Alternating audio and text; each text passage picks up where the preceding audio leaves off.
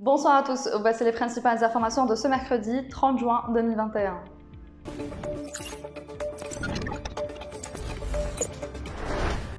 Le président Abdelmadjid Tebboune a nommé Ayman Ben Abdelrahman nouveau Premier ministre en remplacement de Abdelaziz Jalad, a indiqué ce mercredi un communiqué de la présidence qui précisera en outre que Tebboune a chargé le nouveau Premier ministre de poursuivre les consultations avec les partis politiques en vue de constituer son gouvernement. Ancien gouverneur de la Banque d'Algérie, Ayman Ben Abdelrahman occupait le poste de ministre des Finances sous le gouvernement de Abdelaziz Jalad. Le mouvement de la Société pour la paix a décidé de décliner l'offre de participation au futur gouvernement issu des élections législatives anticipées du 12 juin écoulé. Lors d'une conférence de presse tenue ce mercredi, le président du MSP a affirmé que l'offre de participation au gouvernement faite par le président de la République lors de leur rencontre de dimanche dernier n'est pas de nature à nous permettre de matérialiser notre programme ou ne serait-ce qu'une partie de notre programme. Nous n'avons pas trouvé sur quoi débattre, encore moins de disponibilité de dialoguer, a-t-il dit, affirmant que l'offre présidentielle s'est limitée à la remise pour ce mercredi au maximum de CV de cadres du parti, 27 au total, a soutenu Macri, estimant que cette manière d'agir doit s'arrêter et de lâcher que le mouvement ne se contente plus d'être dans la façade du pouvoir, mais plutôt au cœur du pouvoir pour l'exercer. Nous ne voulons plus de participation, mais de partenariat, a-t-il encore affirmé. La communauté internationale n'a d'autre choix que de renforcer le système multilatéral si elle veut arrêter la pandémie et bâtir un avenir plus sûr et meilleur pour tous, a déclaré hier mardi le chef de la diplomatie algérienne Sabri Bourgadoum. La pandémie de Covid-19 a révélé de nombreuses lacunes du système international et de ses mécanismes de réglementation, a soutenu Bourgadoum au cours de son intervention à la réunion des ministres des Affaires étrangères du G20 qui se tient à Matera en Italie.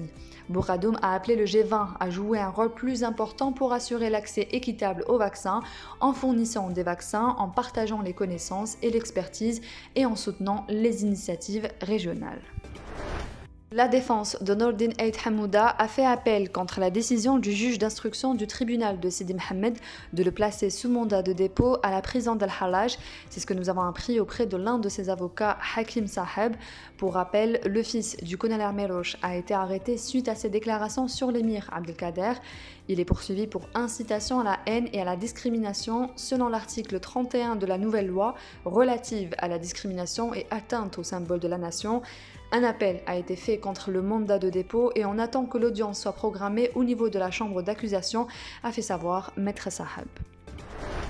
Le chiffre d'affaires du secteur des assurances a atteint les 43,5 milliards de dinars durant le premier trimestre de 2021 contre 40,4 milliards de dinars par rapport à la même période de l'année 2020, soit un taux de croissance de 7,7% selon une note de conjoncture du Conseil national des assurances. Ce taux de croissance de la production du marché national des assurances a concerné globalement toutes les activités confondues du secteur, a ajouté le document précisant que le règlement des sinistres a connu aussi une hausse de 31,9%. Selon le bilan, les sociétés d'assurance de dommages à capitaux privés ont réalisé un chiffre d'affaires de plus de 9 milliards de dinars, loin derrière les compagnies publiques qui restent dominantes sur le marché à hauteur de 74,3%, avec un chiffre d'affaires ayant atteint 27,5 milliards de dinars. L'athlète algérien Yassine Hadhad s'est qualifié hier soir pour le 800 mètres des prochains Jeux olympiques d'été, prévus du 23 juillet au 8 août à Tokyo, après avoir réalisé un chrono d'1 minute 44 secondes et 24 centièmes lors d'un meeting international en Espagne. Il s'agit de la deuxième qualification donc pour l'Algérie sur le 800 mètres des prochaines Olympiades, après celle de Djamel Sedjati, décrochée il y a 15 jours en France lors du meeting international de Strasbourg. Hadhad devient ainsi le 7e Algérien en athlétisme à se qualifier officiellement pour les Olympiades nippones. C'est la fin de ce journal, merci de l'avoir suivi. L'information continue sur notre site www.lesoirdadali.com.